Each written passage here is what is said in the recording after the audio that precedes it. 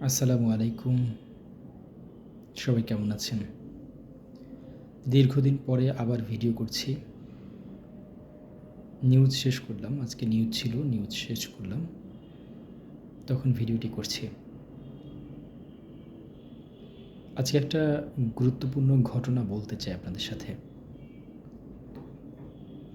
আমি আমার Facebook page না মানে প্রোফাইলে একটা পোস্ট করেছিলাম আমার ছবি দিয়ে। সেখানে আমি লিখেছিলাম, "তারপর কেমন আছেন? কোনো অভিযোগ আছে কি?" এই ফেসবুক পোস্টের কমেন্টে আমার প্রিয়জনেরা অনেকেই অনেক ধরনের মন্তব্য করেছেন। মন্তব্যগুলো পড়লাম, খুব মনোযোগ দিয়ে পড়লাম। পড়ার পরে একটা জিনিস ফিল করলাম। সেটা হচ্ছে যে আমার ব্যাপারে অনেকের কিছু অভিযোগ আছে। কেউ লিখেছেন। অভিযোগগুলো যে খুব গুরুতর তা নয়। অভিযোগগুলো অভিমানের, অভিযোগগুলো আ ভালোবাসার। যে মন্তব্যগুলো আসছিল তার মধ্যে সবচেয়ে বেশি যে মন্তব্যটা আসছে সেটা হচ্ছে আমার সাথে কারোর সাথে যোগাযোগ নেই। আসলেই জীবনের একটা পর্যায়ে এসে বন্ধু-বান্ধব, আত্মীয়স্বজন, ভাই-বোন সবার থেকে যোগাযোগটা কেন যেন কমে যাচ্ছে। এর অনেকটা দায় আমার, অনেকটা দায় তাদেরও। কেন যোগাযোগ হচ্ছে না? এটার অন্যতম একটা কারণ হচ্ছে ব্যস্ততা। এখন আপনি হয়তো বলতে পারেন যে এমন কি ব্যস্ত থাকেন যে আপনি ১ মিনিট কথা বলতে পারেন না? আসলেই অনেক ব্যস্ত থাকি। যেমন ধরেন ভোর ৬টা ৬:৩০টায় উঠি। তারপরে ফ্রেশ হয়ে লাঞ্চ বক্স রেডি করে অফিসের জন্য রওনা দেওয়া। অফিসের জন্য রওনা দিতে প্রায় ৮টা ১০ বাজে। তখন আমি বের হই বাসা থেকে। ঠিক এরপর আমার একটা দীর্ঘ জার্নি। কারণ আমি যেখান থেকে অফিসে আসি, আমার অফিসের দূরত্ব প্রায় ১ ঘন্টারও বেশি, প্রায় ১.৫ ঘন্টার রাস্তা। সেটা পার হয়ে আমাকে আসতে হয়। তো সকালে ঘুম থেকে ওঠার পরে আমাকে নিজেকে রেডি করা, ছেলে উঠে যায় অনেক সময়, এই সময় তাকে একটু ধরে রাখা কারণ ওর মা রান্না করতে যায়। ছেলেকে সময় দেওয়া তখন।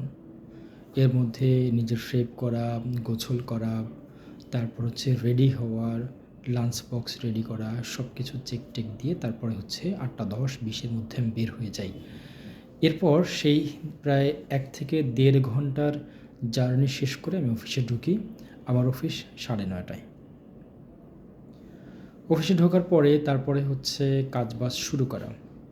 কনটেন্ট রেডি করা, কনটেন্ট স্ক্রিপ্ট রেডি করা, তারপরে সেই স্ক্রিপ্ট অনুযায়ী আমি যে বিষয়ের উপরে করব সেটার উপরে প্র্যাকটিস করা কিছুটা সময়। তারপর হচ্ছে আমার স্টুডিও রেডি করা কিংবা হচ্ছে যেখানে কাজ করব সেটা রেডি করা।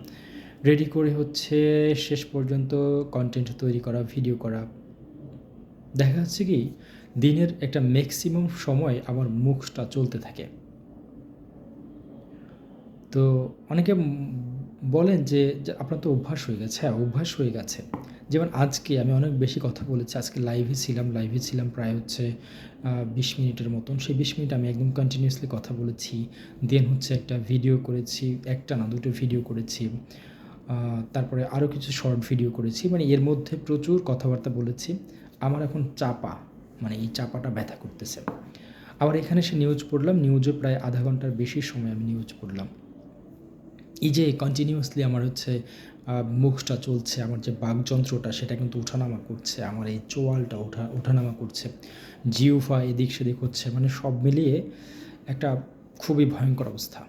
তারপরে আমি যখন ভিডিও করি, আমাদের যখন স্টুডিওতে ভিডিও হয়, আমার সামনে অনেকগুলো লাইট থাকে।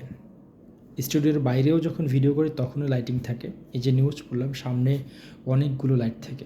এই যে ক্যামেরাতে আমি তো অনেক কালো মানুষ, ক্যামেরাতে এত সৌন্দর্য দেখতে পারেন, সে দেখতে পান আপনারা, সেটা কিন্তু এই লাইটিংয়ের কারণেই অনেকটা। তো এত বেশি লাইট থাকে যে আমার হচ্ছে সেই কাজ শেষ করতে, করতে যখন ৭টায় আমি কাজ শেষ করি, ৭টার পরে আবার হচ্ছে মাঝে মধ্যে নিউজ থাকে, এখানে নিউজ পড়ি। তারপরে যখন নিউজ শেষ করে আবার আপনাদের সাথে ফোন দিব, কল দিব বা মেসেজ করব, সেই যে আহ, শারীরিক সক্ষমতাটা থাকে না।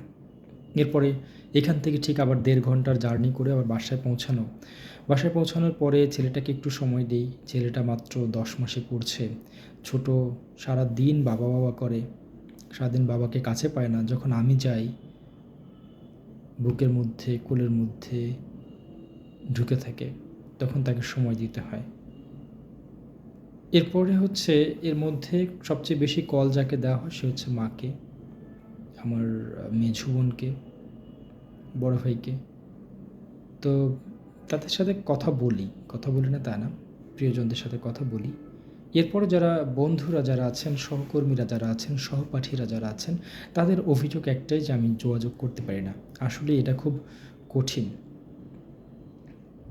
আমার আসলে গলা ধরে আসছে কথা বলতে গিয়ে। আসলে আমার কত প্রিয়জন আমার school life, college life, varsity life, কত বন্ধু-বান্ধব।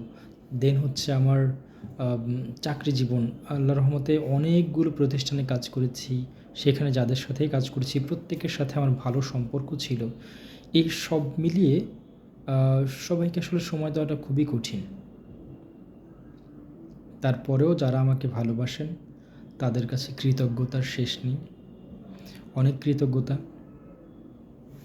আমি জানি আপনারা ভালোবাসেন। আমিও আপনাদেরকে আসলে মনে করি। এমনটা না যে মনে করি না, মনে করি। কিন্তু হচ্ছে এই যে সার্বিক পরিস্থিতি, সময় দেওয়া নিয়ে, এছাড়াও তো আরও কিছু টেনশন তো থাকেই। সকলের পারিবারিক ব্যক্তিগত কিছু টেনশন থাকে, দুশ্চিন্তা থাকে। সেগুলো তো আছেই।